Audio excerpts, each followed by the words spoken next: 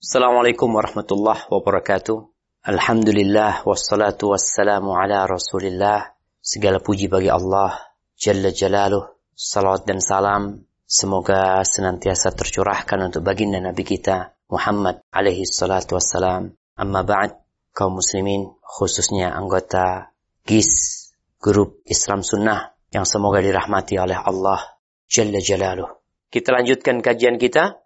وعنه رضي الله عنه قال جاء رجل إلى رسول الله صلى الله عليه وسلم فقال يا رسول الله من أحق الناس بحسن صحابتي قال أمك قال ثم من قال أمك قال ثم من قال أمك قال ثم من قال أبوك متفق عليه وفي رواية يا رسول الله من أحق بحسن الصحبة قال أمك ثم أمك ثم أمك ثم أباك ثم أدناك أدناك.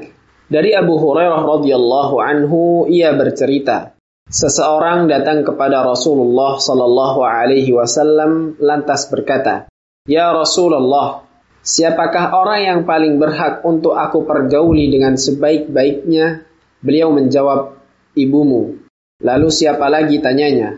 Beliau pun menjawab, "Ibumu." Kemudian siapa lagi tanya orang itu? Beliau pun menjawab, "Ibumu." Orang itu bertanya kemudian, "Lalu siapa lagi?" "Bapakmu," jawab beliau. Muttafaqun alaih. Dalam riwayat lain disebutkan, "Ya Rasulullah, siapakah orang yang paling berhak mendapatkan pergaulan dengan baik?" Beliau pun menjawab, "Ibumu, lalu ibumu, selanjutnya ibumu, baru kemudian bapakmu, lalu yang paling dekat denganmu dan yang paling dekat denganmu." Subhanallah ya ma. Kita melihat bagaimana semangatnya seorang sahabat untuk beramal. Dia punya orang tua, dia punya kerabat, dia ingin berkhidmat, berbuat baik kepada mereka. Tapi dia nggak tahu siapa yang lebih utama. Takut dia berbuat baik sama fulan, ternyata salah. Yang seharusnya engkau utamakan itu adalah fulan. Berapa banyak amalan-amalan jemaah. Kalau kita beramal tanpa ilmu, kita itu kehilangan banyak pahala. Contohnya nih, hadis Juwairiyah, istri Nabi Juwairiyah bintul Harith radhiyallahu taala anha. Nabi di rumah dia sebelum subuh, pas waktu subuh beliau keluar dari rumahnya ke masjid. Juwairiyah itu dalam kondisi duduk, berzikir sampai Nabi ke masjid, sholat subuh, duduk di masjid, sampai akhirnya waktu duha. Waktu duha pulang Nabi SAW. Dilihat Juwairiyah ini masih sedang berzikir di tempat duduk tadi. Kata Nabi SAW, "Ma zilti ala al-halati allati faraqtiki alaiha." Engkau tetap dalam kondisi sejak aku tinggalkan seperti ini. Laqad qulti ba'daki 4 kalimat, 3 marrat. Aku telah mengucapkan 4 kalimat sebanyak 3 kali. Kalau itu ditimbang dengan apa yang kau kerjakan dari subuh tadi sampai waktu duha ini, niscaya yang aku ucapkan itu akan lebih berat dan lebih banyak pahalanya daripada apa yang kau baca. Apa yang Nabi baca alaihissalatu wassalam? Subhanallah wa bihamdihi adada khalqihi wa ridha nafsihi wa zinata arshihi wa midada kalimatihi. Itu yang dibaca Nabi alaihi salatu wassalam. Jadi ketika kita belajar tahu mana yang utama dan mana yang lebih utama. Di sini sahabat tanya, dia mengatakan, siapa di antara manusia itu, siapa sih yang paling berhak mendapatkan pengabdianku, yang aku gauli dengan baik, siapa di antara mereka itu? Banyak manusia. Kadang-kala kita lebih dekat sama sahib kita, lebih baik sama sahib kita daripada sama kerabatnya, sama orang tuanya. Maka Nabi SAW mengatakan, "Ummuk, ibumu. Nih, banggalah menjadi wanita. Engkau menjadi orang pertama yang harus dihormati. Ummuk." Terus setelah ibu siapa? Ummuk. Berbahagialah menjadi wanita. Engkau menjadi orang yang pertama dan kedua harus dihormati. Di antara semua manusia ini, ibu. Terus yang ketiga siapa? Ummuk. Masya Allah.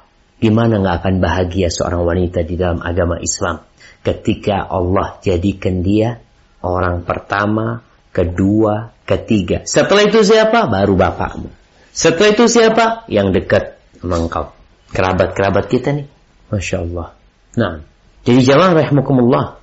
Kenapa ibu lebih utama? Karena ibu mengandung kita. Hamil ibu itu. Selama 9 bulan kita di perut ibu kita. Bapak nggak ikut-ikut urusan hamil. Ngeliatin doang bapak. Tapi ngeliat doang juga udah pusing bapak. Ketika ngelahirin, bapak nggak ikut-ikut. Di luar nungguin. Yang penting dia siapin fulus. Ketika menyusuin, merawat dia kecil, bapak juga mungkin tidak punya peran besar di sana. Maka Allah jadikan ibu orang yang pertama harus kita hormati. Engkau sebagai anak laki-laki, ketika engkau menikah dengan istrimu, ingat engkau punya ibu. Istrimu bukan ibumu. Istrimu punya anak. Anak-anak itu wajib berbakti nanti kepada istrimu. Maka seorang wanita ketika melihat suaminya berbakti kepada orang tuanya, apalagi berbakti kepada ibunya, maka hendaklah dia tahu memang suami sedang melaksanakan tugasnya. Dia bukan menzalimi istrinya, tidak. Pernah ada pertanyaan pada kesempatan sebelumnya, di mana menggabungkan hadis, orang yang terbaik di antara kalian adalah yang paling baik sama istrinya. Nah, yang paling baik sama istrinya. Tapi bukan berarti dia baik sama istrinya kemudian dia menzalimi orang tuanya. Enggak. Dia baik sama istrinya. Tapi yang pertama harus dia hormatin adalah ibu. Maka dukunglah. Seorang istri mendukung suaminya untuk berbakti kepada orang tuanya. Dan kelak insya Allah engkau akan mendapatkan balasan yang sama. Al-jaza' min jinsil amal. Balasan itu sesuai dengan amalan. Maka nggak perlu merasa risih ketika suaminya, anak punya suami terlalu berbakti. Enggak. Dia itu belum apa-apa berbaktinya. Engkau ajak ke makan, sakit hati. Kecuali ini suami menzalimi diri. Ada hak-hakmu yang tidak diberikan oleh suamimu, silahkan kau menuntut. Itu hakmu. Jadi jangan dipikir istri itu nggak bisa menuntut ketika haknya nggak diberikan oleh suami. Dia boleh menuntut. Maka jangan sampai seorang suami yang menjaga hati ibunya, yang menghormatin orang tuanya, tapi dia menzalimin istrinya, tidak memberikan hak-haknya. Engkau akan ditanya oleh Allah Azza wa Jalla. Kemudian kerabat kita setelah ibu 3 kali, bapak, baru kerabat. Wallahi jamaah, kalau dunia mengadakan hari ibu, ada hari ibu mereka. Buat kita muslim, semua hari buat ibu kita. Seorang wanita yang sudah menikah, tadi itu. Kita lihat nih, posisi seorang wanita. Ketika dia sudah menikah, dia terikat dengan suaminya. Ini perempuan, mau ke orang tuanya harus izin suaminya. Maka dia berkhidmat kepada suaminya.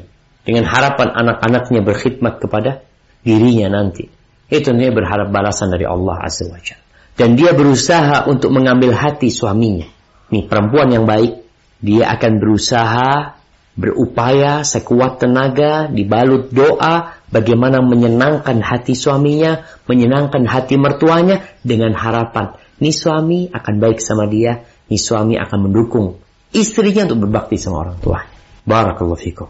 Jamaah rahimakumullah, itu yang bisa kita kaji. Semoga ilmu yang kita kaji hari ini berguna buat kita dan bisa kita amalkan dalam kehidupan kita. Dan semoga Allah menerima amalan kita. Sampai berjumpa kembali. Barakallahu fiik. Wassalamualaikum warahmatullahi wabarakatuh.